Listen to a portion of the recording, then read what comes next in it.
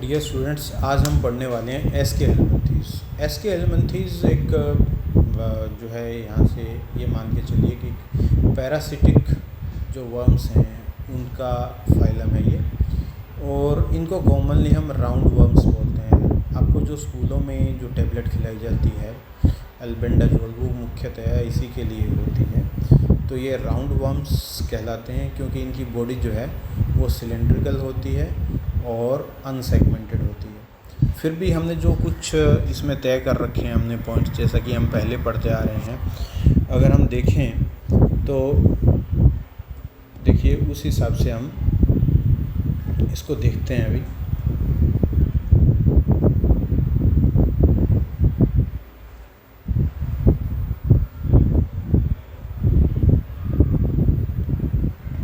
यहाँ देखिए थोड़ा कलर चेंज कर लेते हैं, ज़्यादा बेटर रहेगा। तो पहला जो हमारा पॉइंट है वो है हैबिटेट। हैबिटेट के अंदर अगर हम देखें तो मोस्टली पैरासिटिक है। पैरासिटिक जैसा कि आप समझते हैं हमारे ये इंटेस्टाइन में रहता है, ठीक है। कुछ मायनों में ये प्लांट्स में भी पाया जाता है जहाँ ये पैरासिटिक नेचर है इसकी, जैसे मिलिडोगाइनी जो निमेटोड है वो इसी का मेंबर है, लेकिन आप इसको याद रख सकते हैं एस्केरिस नाम से, जो कि ह्यूमन पैरासाइट है। दूसरा जो है बॉडी फॉर्म। बॉडी फॉर्म कैसी है, आप मान के चलिए कि ये जो पेंसिल है लगभग इतना बड़ा इसका जो है साइज़ होता है, कुछ छोटा थोड़ा बहुत इसमें अंदर हो सकता है, लेकिन ये बात ज़रूर है कि इसमें जो टिप्स हैं वो दोनों जो हैं वो टेपरनिंग एंड्स वाली होती है, यानी बिल्कुल सिलेंड्रिकल शेप है, लेकिन ये टिप्स जो हैं वो थोड़ी पतली होती जाती हैं। इसीलिए लिखा है कि इलोंगेटेड है, सिलेंड्रिकल है, टेपरिंग एंड्स हैं, अनसेगमेंटेड है और कवर्ड बाय टफ क्यूटिकल है। टफ क्यूटिकल की तो ज़रूरत पड़ेगी क्योंकि जब अगर हम देखें तो ये क्योंकि पैरासिटिक है, और पैरासिटिक है तो देखिए इसको जो इंटेस्टाइन के अंदर जो एंजाइम्स हैं उनसे खुद को बचाने के लिए इसको जो है वो टफ क्यूटिकल की ज़रूरत पड़ती है। यहाँ देखिए आपके यहाँ डायग्राम से बताया हुआ भी है, ये मेल है और ये फीमेल है। फीमेल का साइज़ जो है बड़ा है as compare to male. Symmetry देखें तो सिमेट्री है बाईलेटरल सिमेट्री। वैसे देखा जाए तो अगर ये क्योंकि राउंड वर्म है तो इसकी सिमेट्री रेडियल होनी चाहिए थी, लेकिन ऐसा क्यों नहीं है, क्योंकि इसके अंदर जो रिप्रोडक्टिव पोर्स हैं और कुछ दूसरे जो पोर्स हैं उसकी वजह से जो है इसको बाईलेटरल सिमेट्री के अंदर कंसीडर करते हैं। लेवल ऑफ ऑर्गेनाइजेशन जो है वो organ system level of organisation है, क्योंकि यहाँ पर देखिए पूरा जो इंटेस्टाइन है वो डेवलप्ड है, इसीलिए इसको जो है इसमें मानते हैं कि ये जो है वो कम्प्लीटली ऑर्गन सिस्टम लेवल का है। और यहाँ पे आगे देखते हैं जर्मिनल लेयर। जर्मिनल लेयर की अगर हम बात करें तो ये है ट्रिप्लोब्लास्टिक। हम देख चुके हैं कि प्लेटी हेलमिंथेस से ये ट्रिप्लोब्लास्टिक शुरू हो गए हैं। तो प्लेटी हेलमिंथेस में ट्रिप्लोब्लास्टिक था, लेकिन उसमें जो है वो सिलोम नहीं थी, इसीलिए वो एसिलोमेट था।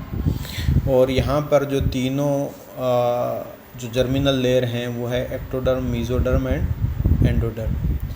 और अब बात करते हैं सिलोम की। तो सिलोम की अगर हम बात करें तो ये है स्यूडोसिलोमेट, यानी इसके अंदर कुछ कैविटी तो पाई जाती हैं लेकिन वो ट्रू सिलोम नहीं है, स्यूडोसिलोम है, बीच में कुछ पाउचेस पाए जाते हैं। तो ट्रू सिलोम नहीं है, वो स्यूडोसिलोम है। ध्यान दें, ट्रू सिलोम नहीं है, वो स्यूडोसिलोम है, और उस कैविटी को कहते हैं स्यूडोसील।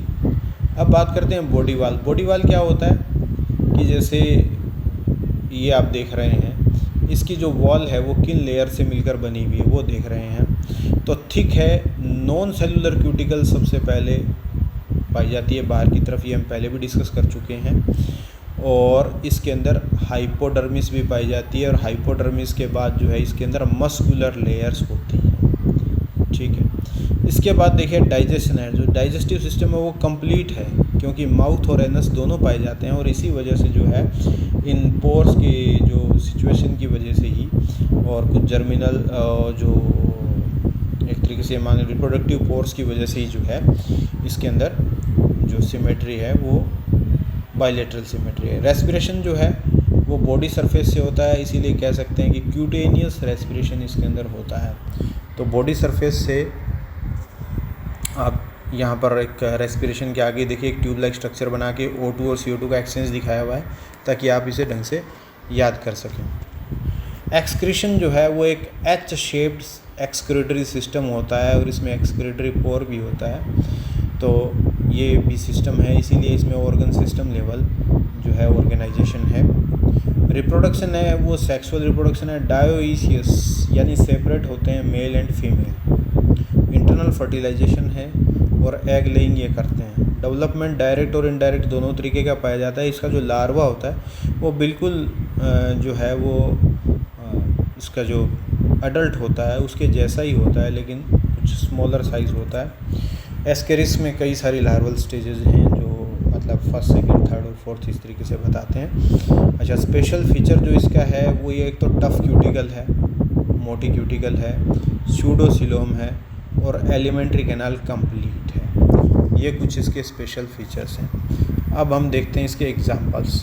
अगर एग्जांपल्स की बात करें तो जैसा कि आप देख पा रहे हैं एस्केरिस लम्ब्रिकोइडिस ये राउंड वर्म है, और एक और जो है वाउचिरेरिया की जो स्पीसीज़ है वो भी इसका एग्जाम्पल है, जो कि फाइलेरियल वर्म है, जो हाथी पाँव या फील पाँव जो रोग होता है वो इसकी वजह से होता है।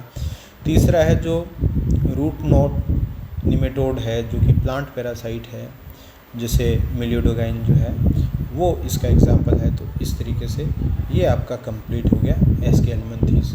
इसी को जो पहले से जो प्लेटीहेल्मिन्थीस हमने किया है, अगर आप उसके साथ कंपैरिजन में करेंगे तो ज़्यादा बेटर है। यहाँ जो नया जो आप देख पा रहे हैं जर्मिनल लेयर्स के अंदर, हालांकि जर्मिनल लेयर्स जो हैं वो ऐसा जैसे पहले हम देख रहे थे प्लेटीहेल्मिन्थीस के अंदर 3 थी, इसमें भी 3 हैं, लेकिन यहाँ पर क्या है स्यूडोसिलोम आ गई है। इसके आगे सारे के सारे सिलोमेट चलेंगे। तो इस तरीके से हम प्लेटीहेल्मिन्थीस को कंप्लीट कर चुके हैं। आप इसे ऐसा करिएगा कि जो आपने पहले से मैंने कहा हुआ है कि आप एक टेबल बना दें और उसमें ये जो हमने कुछ पॉइंट्स तय कर रखे हैं जैसे habitat, body form, symmetry, level of organisation, ये सब कर रखें। ये सब इन्हीं के अंतर्गत हम उसे वहाँ लिखते जाएंगे ताकि आप इसे कंपैरेटिवली याद कर सकें।